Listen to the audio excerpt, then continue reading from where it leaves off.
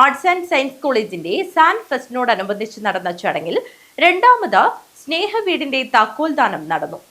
MLA E. Chandrasekharan താക്കോൽദാനം നിർവഹിച്ചു. സനാതന ആർട്സ് ആൻഡ് സയൻസ് കോളേജിന്റെ സാൻ ഫെസ്റ്റിനോടനുബന്ധിച്ച് നടന്ന ചടങ്ങിൽ രണ്ടാമത്തെ സ്നേഹവീടിന്റെ താക്കോൽദാനം നടന്നു. കോളേജ് ഓഡിറ്റോറിയത്തിൽ നടന്ന ചടങ്ങിൽ MLA E. ചന്ദ്രശേഖരൻ താക്കോൽദാനം നിർവഹിച്ചു. വളരെ അതിനകത്തുള്ള ഒന്ന് രണ്ട് സ്കൂളുകളുടെ പരിപാടികൾ കൂടി നടന്നു കഴിഞ്ഞപ്പോൾ മടിക്കൈ ഭാഗത്ത് ഇങ്ങോട്ട് കയറി വന്നു. ഈ കുന്നിൻ്റെ മറുവശത്ത് കൂടി കയറി അവിടെ റോഡെല്ലാം അടഞ്ഞു കിടക്കുകയാണ്. പിന്നെ എൻ്റെ വണ്ടിക്ക് വരാൻ പറ്റില്ല.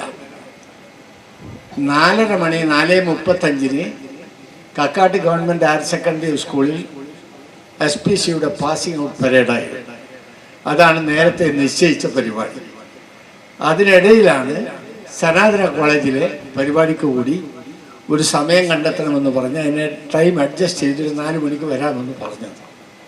അപ്പോൾ ആ സമയം ഞാനിവിടെ ബന്ധപ്പെട്ട് നോക്കിയപ്പോൾ 4 മണിയും കഴിഞ്ഞ സാഹചര്യത്തിൽ അപ്പോൾ വന്നാൽ അതൊരു ഒഫീഷ്യൽ പ്രോഗ്രാമാണ്, അത് നടക്കാതെ പോകുന്നൊരു സാഹചര്യമുണ്ടാകും.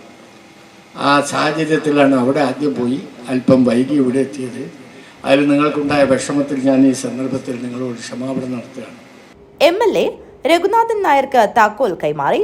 വാർഡ് മെമ്പർ ശോഭനയുടെ അധ്യക്ഷതയിൽ ഡോക്ടർ മനോജ് VN സ്വാഗതം പറഞ്ഞു. Calicut university NSS programme officer doctor Vijayakumar ആമുഖ പ്രഭാഷണം നടത്തി.